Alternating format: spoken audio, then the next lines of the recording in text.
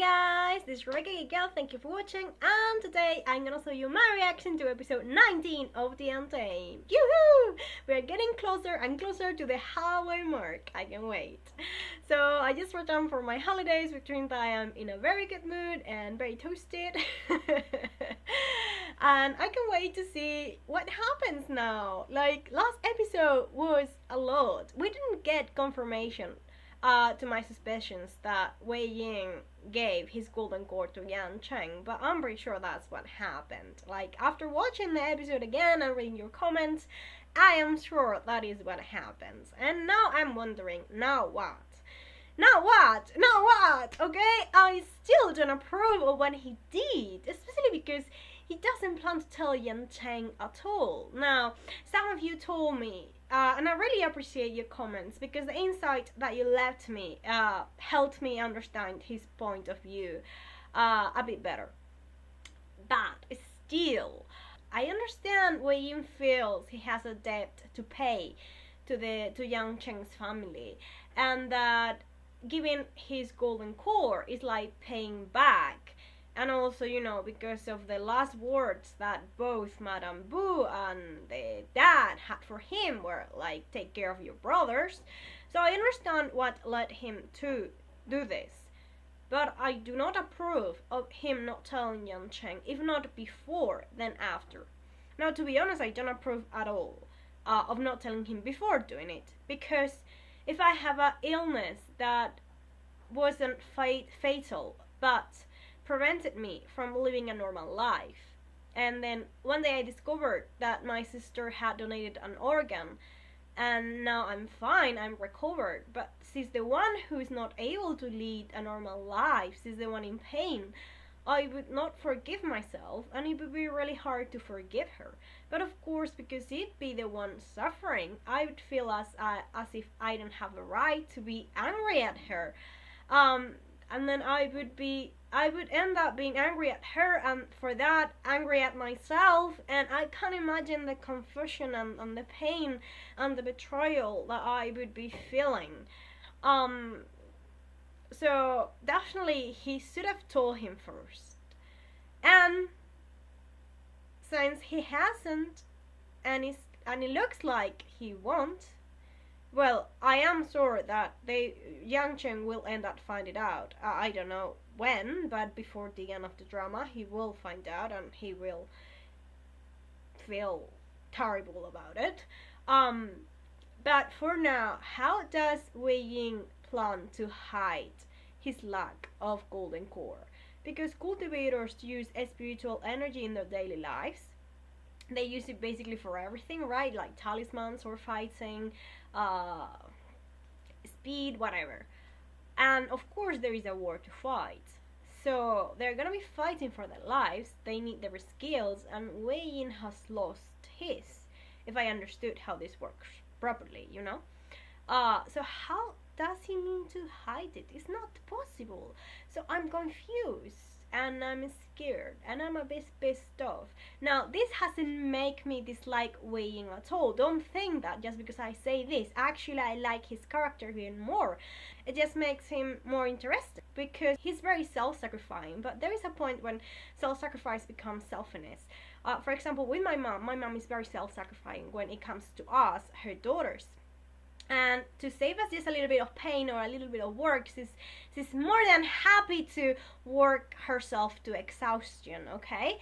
And my sisters and I, we get really angry at her. We get really mad because she doesn't realize that by doing that, she's just saving us a little of pain now, but in the future we're gonna suffer a lot because we're gonna see her ill and fragile, and you know, we don't want that to happen. We always tell her, if you love us, you need to take care of yourself because we want to see you well and happy and healthy for as long as possible. I don't think it is possible to love someone to the point of self-sacrifice, because then that person ends up being the one paying the price for your actions. You know what I mean? So yeah, I don't agree at all with his choice, but it makes him very flawed. And I love those kinds of characters. And obviously I can see why his childhood and the way he was treated by the youngs made him the way he is, and I love that. You know, my sister is a psychologist, I'm a minor in psychology as well, so I love it. It's Wei Ying is such a fully developed, well-rounded character with flaws and strengths, and I'm just loving this journey. I'm loving every new face that I see of him. It's just amazing. So let's find out how the hell is he planning to hide it. And of course, let's find out how the war is going, because if I'm not mistaken, Lan Chan is winning the war, right? He was stepping, like he entered a building with the one flags and he stepped on them, so I think the good guys are winning. We need some good news to lighten up the plot, and yeah, let's find out. Episode 19! Here we come. 7 days later. 7 days after Wei Ying left Yancheng. He looks damn sick. Yancheng didn't look that bad after he lost his score. Like, is he waiting for Yancheng? Ooh. Fuck. Those are wins. And he can't defend himself. And that's the fucking bodyguard! Oh, my poor boy. You scum! I hate you so much, you fucking face! 7 days later, he's still... where?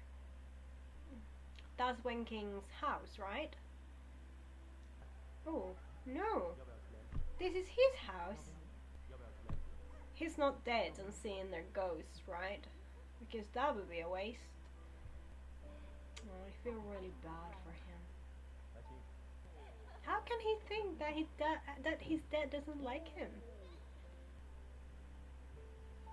Woo! Eesh. Definitely a dream. Nightmare, more like. Yeah, that's because you don't know, have no friggin' idea of what happened. But one day you're gonna be sorry about this. Oof, and this definitely is not good. He's never gonna tell you, you freaking...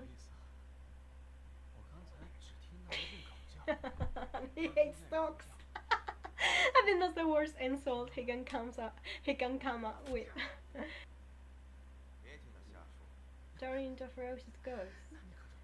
So this means that if he kills Wei Ying, Wei Ying can come back as a body to take revenge. You shut up, bitch. Honestly, those two feed on each other. I can't tell which one is worse. Woo! They're actually flying on their swords. Someone in the comments told me about this, but I didn't see it. I only saw them floating in the lake, but this is actual flying. Cool. Are they going to drop it? But if he dies anyway, he can still come back to get them, right? They look like witches. We in the west fly by brooms.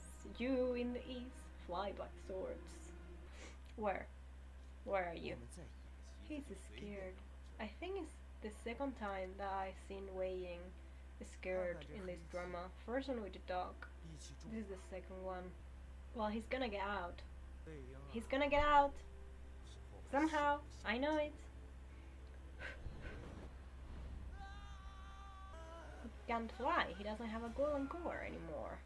What the hell is that? This is like with the tortoise, right? Like the smoke coming out of the sword. It's still falling though. You guys told me the sword was like dead spirits or something, like dark energy. So maybe dark energy saved him? Oh, my poor dearest boy. What have he done to you? And he's still worrying about others. He has a golden heart. Okay, that he must be there and he must be alive. You see, surrounded by the dark energy. But I knew he was gonna be fine. A dark voice in the mountains asking, do you want revenge? I've seen that before. The arrogant tilde. What? Who is that? Where was she? I'm so happy! Like an avenging angel, here he enters, and everybody pales in desperation and fear. That was an entrance! Gosh, I love him so much! Oh, and he's listening to this! You're just pissing off the people who's coming to kill you, you know, guys? Look at him.